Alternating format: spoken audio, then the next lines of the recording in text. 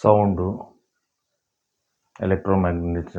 ಎಲೆಕ್ಟ್ರೋಮ್ಯಾಗ್ನೆಟಿಸಮ್ spectrum, ಈ ರೀತಿ ಭೌತಶಾಸ್ತ್ರದ ಕೆಲವೊಂದು ಕ್ವಶನ್ಸ್ಗಳನ್ನು ಹೇಳ್ತಾರೆ.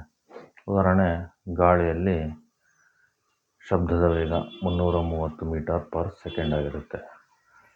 ನಾವು ಶಬ್ದದ ವೇಗವನ್ನು ಘನವಸ್ತುಗಳಲ್ಲಿ ಜಾಸ್ತಿ ಕಂಡುಬರುತ್ತೆ.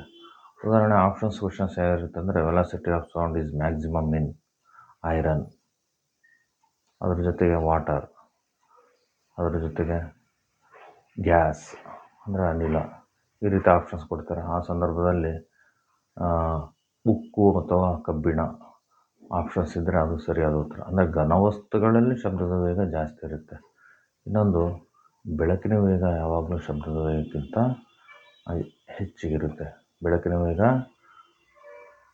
1 ಸೆಕೆಂಡ್ಗೆ 3 ಲಕ್ಷ ಕಿಲೋಮೀಟರ್. ಅದಕ್ಕೋಸ್ಕರ ಮೊದಲು ನಮಗೆ ಮಿಂಚು ಕಾಣಿಸುತ್ತೆ, ಆನಂತರ ಗುಡುಗು ಕಾಣಿಸುತ್ತೆ. ಇದೇ ಕಾರಣಕ್ಕೋಸ್ಕರ. ಆಮೇಲೆ ಒಂದು ಕನ್ನಡಿ ಮುಂದೆ ನೀವು ಒಂದು 30 ಡಿಗ್ರಿ ಕೋನದಲ್ಲಿ ನಿಂತಿದ್ದೀರಂದರೆ ಅದರ ಪ್ರತಿಬಿಂಬ ಎಷ್ಟು ಕೋನದಲ್ಲಿ ಉಂಟಾಗುತ್ತಂತೆ. Simple question.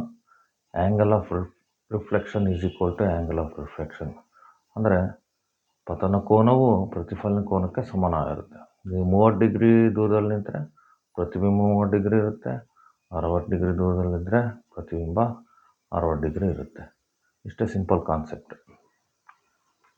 ಆನಂತರ ವಯಸ್ಸಿನ ಲೆಕ್ಕಗಳು ಕೇಳ್ತಾರೆ.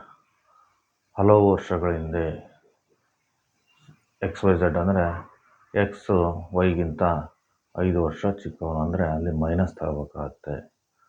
ಅಥವಾ ಮುಂದಿನ ವರ್ಷಗಳ 5 ವರ್ಷಗಳ ನಂತರ ಅಂದರೆ X+5 ತಗೋಬೇಕಾಗತ್ತೆ. ಹಿಂದೆ ಇದ್ದರೆ ಮೈನಸ್ ತಗೊಳ್ರಿ, ಮುಂದೆ ಇದ್ದರೆ ಪ್ಲಸ್ ತಗೊಳ್ರಿ. ಈ ರೀತಿ ಜನರಲ್ ಕಾನ್ಸೆಪ್ಟ್ಸ್ ನಿಮಗೆ ಗೊತ್ತಿರಬೇಕು.